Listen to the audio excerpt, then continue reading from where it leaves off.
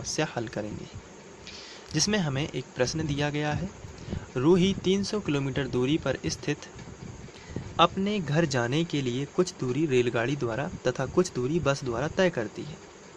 यदि वह 60 किलोमीटर रेलगाड़ी द्वारा तथा शेष बस द्वारा यात्रा करती है तो उसे 4 घंटे लगते हैं। यदि वह 100 किलोमीटर रेलगाड़ी से तथा शेष बस से यात्रा करे तो उसे 10 मिनट अधिक लगते हैं। रेलगाड़ी तथा बस की क्रमशः चाल ज्ञात कीजिए। तो यहाँ पर ये बड़ा सा प्रश्न आपको दिया गया है और हमें ज्ञात क्या करना है, ये हमें कैसे पता चलता है? प्रश्न का आखिरी हिस्सा पढ़ के। तो आपको यहाँ पर प्रश्न का आखिरी हिस्सा पढ़ना है। यहाँ पर क्या लिखा गया है?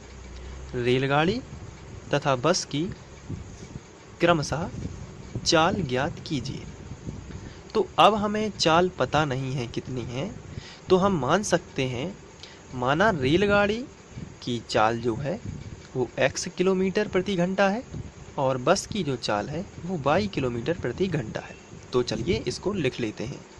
तो यहाँ पर रेलगाड़ी की जो चाल है वो है x किलोमीटर प्रति घंटा तथा बस की जो चाल है वो y किलोमीटर प्रति घंटा है।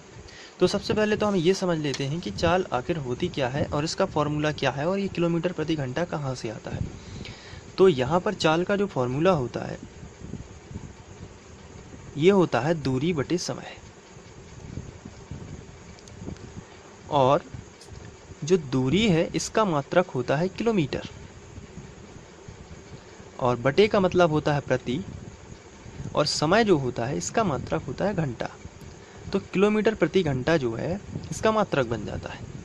तो जब भी हम चाल लिखेंगे तो ये किलोमीटर प्रति घंटे में लिखी जाएगी। यहाँ से हम दूरी का एक नया सूत्र बना सकते हैं। दूरी बराबर होगा, यदि हम इसके बटे में 1 कर लें तो त्रिया गुणा होगा, तो दूरी का गुणा 1 में होगा तो दूरी ही आएगी, बराबर चाल का गुणा समय में करेंगे तो चाल गुणित समय हो जाएगा। तो अब आप यहाँ पर देख सकते हो कि दूरी का एक नया फॉर्मूला आ गया, चाल गुणित समय। तो हम समय का भी एक फॉर्मूला निकाल सकते हैं। चाल को हम नीचे कर देंगे और समय को ऊपर कर देंगे। तो समय का एक नया फॉर्मूला आएगा दूरी बटे चाल, दूरी बटे चाल। तो इस तरीके से हम दूरी का फॉर्मूला भी निकाल सकते हैं और समय का फॉर्मूला भी निकाल सकते हैं। लेकिन इस सवाल में हमें समय का फॉर्मूला ज़रूरी है, क्योंकि यदि हम क्वेश्चन को ध्यान से पढ़ते हैं तो हमें यहाँ पर 300 किलोमीटर टोटल दूरी है ये दिया गया है, और स्थित जो है अपने घर जाने के लिए कुछ रेलगाड़ी द्वारा तथा कुछ बस द्वारा दूरी तय की जाती है। यदि वह 60 किलोमीटर रेलगाड़ी द्वारा तथा शेष बस द्वारा यात्रा करती है तो उसे 4 घंटे लगते हैं। अब आप यहाँ पर देख सकते हैं, यहाँ पर दिया गया है समय और यहाँ पर दी गई है दूरी। तो यदि हम दूरी और चाल हमें पता ही है तो हम दूरी बटे यदि चाल कर लेंगे तो समय मिल जाएगा, और समय मिल जाएगा तो हम उसको समय के बराबर लिख सकते हैं। चलिए इसको समझ लेते हैं। जैसे यहाँ पर लिखा है टोटल कुल दूरी कितनी है रूही को तय करने के लिए 300 किलोमीटर, तो कुल दूरी है 300, लेकिन वह रेलगाड़ी द्वारा कितनी चलती है 60 किलोमीटर। तो रेलगाड़ी द्वारा 60 चलती है, यानी कि 60 चल जाती है रेलगाड़ी द्वारा। तो बची कितनी? तो आंसर है 240 बची। तो 240 वो किसके द्वारा चलती होगी? तो बस के द्वारा चलती होगी। तो यदि रेलगाड़ी द्वारा वो 60 किलोमीटर की दूरी चलती है और रेलगाड़ी की चाल हमने कितनी मानी है x, और बस की चाल कितनी मानी है y, तो समय कितना लगेगा? तो समय का जो फॉर्मूला मैंने अभी आपको बताया है वो क्या होता है, तो मैं आपको बता देता हूँ। समय का फॉर्मूला होता है दूरी बटे चाल। दूरी कितनी चल रही है 60, चाल कितनी है x। तो हम यहाँ पर लिख सकते हैं कि जो है समय का फॉर्मूला है दूरी बटे चाल। तो दूरी कितनी दी हुई है 60, चाल कितनी है x, किसकी? रेलगाड़ी। तो रेलगाड़ी द्वारा लगा समय होगा 60 बटे x। तो बस द्वारा लगा समय कितना होगा 240 बटे y। तो दोनों का टोटल समय कितना होगा? तो 60 बटे x प्लस 240 बटे y। लेकिन दिया कितना गया है 4 घंटे, तो ये भी तो समय ही है। समय बराबर है ना दूरी बटे चाल, तो ये समय है। तो यहाँ पर टोटल कितने घंटे लगते हैं 4, तो हम इसको बराबर में 4 लिख सकते हैं और यहाँ से एक इक्वेशन बना सकते हैं। तो चलिए अब हम यहाँ पर लिखते हैं। तो सबसे पहले हम लिखेंगे रेलगाड़ी द्वारा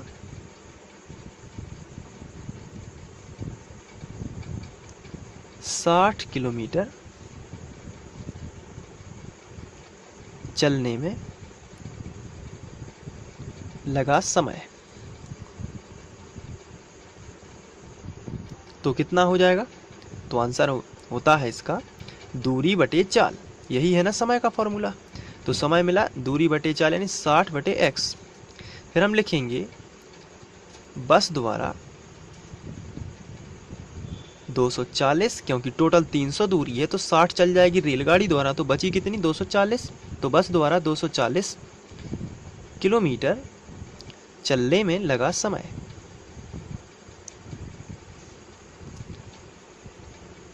तो ये हो जाएगा समय का फॉर्मूला। फिर बताइए कितना होता है? दूरी बटे चाल, यानी कि 240 जो है दूरी है और चाल कितनी है बस की? 22। इसलिए कुल समय कितना है? तो कुल समय आएगा 60 बटे x, यानी कि रेलगाड़ी द्वारा लगा समय प्लस बस द्वारा लगा समय, यानी 240 बटे 22। तो ये है कुल समय। अब यदि हम इसको यहाँ पे कुल समय जो है हम सवाल से यदि तुलना करते हैं तो प्रश्नानुसार 4 घंटे हैं। तो जो ये समय है ये 4 घंटे के बराबर है, क्योंकि क्वेश्चन में लिखा गया है कि 4 घंटे लगते हैं। तो हम लिखेंगे प्रश्नानुसार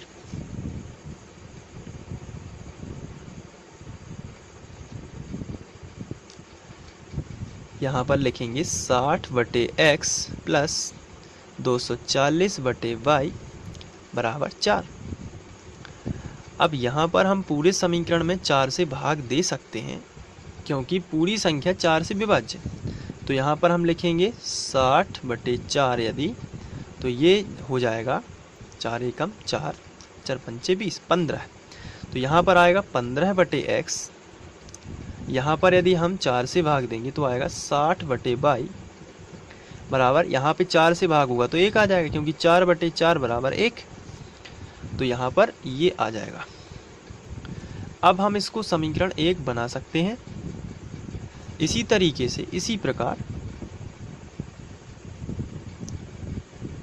इसको हम फर्स्ट शर्त दे देते हैं और इसको हम सेकंड शर्त नाम दे देंगे।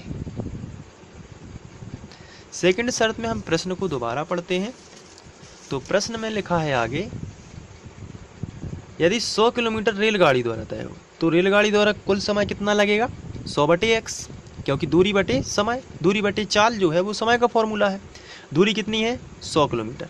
तो रेलगाड़ी द्वारा लगा समय कितना होगा? 100 बटे x। तो बची कितनी दूरी? 200 और बची, क्योंकि टोटल कितनी थी? 300।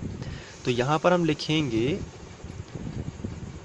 जो 100 बटे x है ये रेलगाड़ी द्वारा तय किया गया समय है। अब आगे जो है 200 बस द्वारा तय की गई होगी, इसलिए प्लस में हम लिखेंगे 200 बटे 22। तो कितना समय लगता है ये हमें दिया गया है। तो 10 मिनट अधिक लगते हैं, यानी 4 घंटे तो लगते हैं, लेकिन उससे कितने? 10 मिनट एक्स्ट्रा लगते हैं। तो यहाँ पर हम लिखेंगे 4 घंटे प्लस एक्स्ट्रा जो है अधिक लगेंगे, वो 10 मिनट लगेंगे। तो मिनट को हम घंटे में बनाएंगे, तो 10 मिनट यानी कि 10 पहले लिखेंगे, और चूँकि 60 मिनट होते हैं 1 घंटे में, इसलिए 10 बटे 60 लिखेंगे। तो ये 1 घंटा, ये घंटे में चेंज हो जाएगा, तो 0 0 कट जाएगा तो 1 बटे 6 आएगा। अब इसको हम और आगे बढ़ाते हैं। यहाँ पे एलसीएम हो जाएगा, तो 100 बटे x प्लस 200 बटे 22 बराबर 6 चौके 24 और 1 25। यहाँ पर गुणा हो जाएगा और यहाँ पर जोड़ना, तो 6 चौके 24 और 1 25 बटे 6। अब यहाँ पर यदि हम 25 से भाग कर दें, इसमें भी चला जाएगा, इसमें भी चला जाएगा, यहाँ भी चला जाएगा। तो 25 चौके 100 यानी कि 4 बटे x, 25 अट्ठे 200 यानी कि 8 बटे 22। और यहाँ पर 25 से भाग जाएगा तो 25 और 25 कैंसिल हो जाएगा, यानी बचेगा 1 बटे 6। तो 1 बटे 6 जो है, अब एक हमें संख्या मिल चुकी है, लेकिन बटे में 6 है, हम यहाँ पर अचर राशि चाहते हैं, जैसा कि हमारा समीकरण 1 है। यहाँ पर सिंगल अचर राशि बटे में नहीं होना चाहिए, तो जो चीज़ बटे में है उसी का हम गुणा कर देंगे। बटे वाली संख्या यदि हटाना है तो गुणा करके हटाई जाती है, और गुणा वाली संख्या हटाना है तो बटे करके। यहाँ क्या है, बटे में 6 है तो हम इसको हटाएंगे यानी गुणा कर देंगे। तो पूरे समीकरण में 6 से गुणा कर देंगे तो हमें मिलेगा 6 चौके 24, यहाँ पर 24 बटे x प्लस 6 8 48 बटे बाई बराबर 1। तो ये जो है 6 हट गया। अब इसको समझ लेते हैं कि कैसे आया।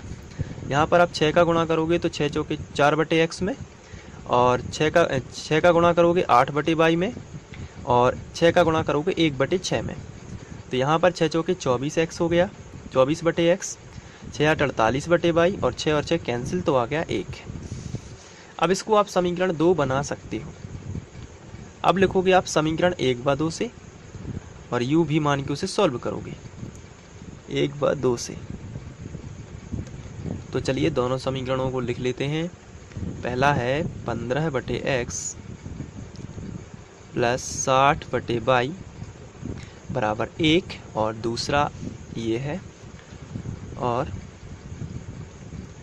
24 बटे x प्लस 48 बटे बाई बराबर 1। अब यहाँ पर हम 1 बटे x को u मान लेते हैं और 1 बटे y को भी मान लेते हैं। ये पहले जैसा क्वेश्चन बन चुका है। तो हम यहाँ पर लिखेंगे माना 1 बटे x बराबर u और 1 बटे y बराबर v। तो चलिए, तो 15 और 1 बटे x को u माना, इसलिए यहाँ पर 15 u प्लस 60 v बराबर 1। 15 u प्लस 60 v बराबर 1। इसको हम समीकरण बना देते हैं 3, और यहाँ मिलेगा 24 u प्लस 48 v बराबर 1। ये है समीकरण 4। अब इसको हम विलोपन विधि से सॉल्व करेंगे। तो इसके लिए 48 का गुणा पूरे समीकरण में करेंगे और 60 का गुणा इस पूरे समीकरण में कर देंगे, क्योंकि हम v के गुणांक शुरू से ही समान करते आ रहे हैं। तो चलिए कर लेते हैं। 48 का गुणा 15 में करेंगे सबसे पहले, तो यहाँ पे आएगा 720 u प्लस 48 का गुणा यहाँ पर 60 में कर देते हैं, तो आएगा यहाँ पे आएगा 2880 v बराबर 48 एकम 48। अब इसका गुणा इसमें करेंगे तो आएगा 24 गुणित 6 कर देते हैं, तो यहाँ पे आएगा 1440 u प्लस ये ज्यों कहते हैं आएगा 2880 v बराबर 60 का 1 में होगा तो 60 ही आएगा। अब यहाँ पर समान चिन्ह है तो हम इसको घटा देते हैं, और घटाने में सबके चिन्ह बदल जाते हैं। धन का है तो ऋण का, धन का है तो ऋण का, और ये धन का है तो ऋण का। तो यहाँ पर ये तो कैंसिल हो जाएंगे, और 1440 में से 720 घटेंगे तो यहाँ पे माइनस के 720 u बराबर 60 में से 48 घटाएंगे तो आएगा यहाँ पर माइनस का जो है 12 आएगा। माइनस माइनस दोनों तरफ से कैंसिल हो जाएंगे तो आएगा 12 बटे 72 जीरो। 12 एकम 12, 12 छः 72, यानी कि 1 बटे 6, 1 बटे 60 आ जाएगा। जीरो का ज्यों का त्यों। ये u का मान है।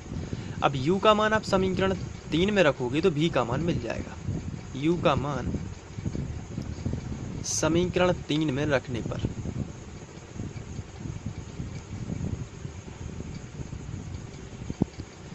तो समीकरण 3 देख लेते हैं सबसे पहले क्या था।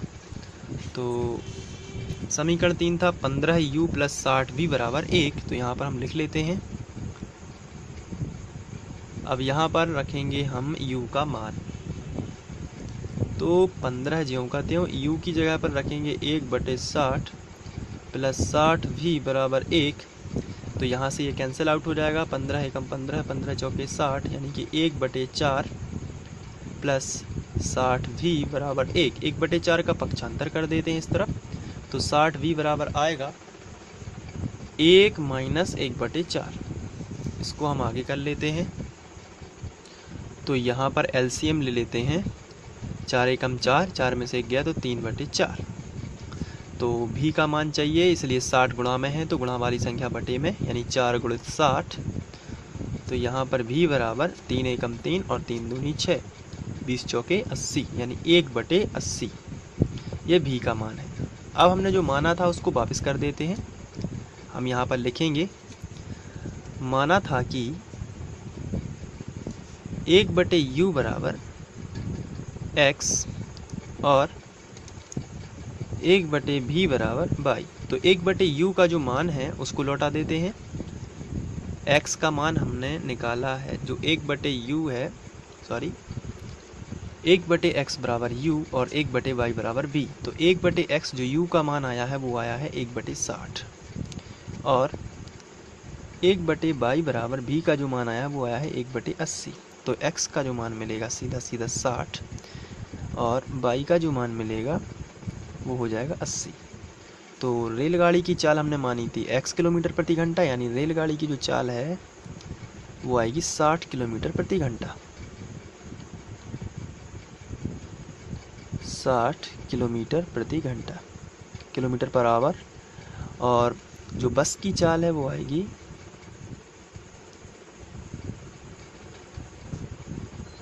80 किलोमीटर पर आवर। तो इस तरीके से हम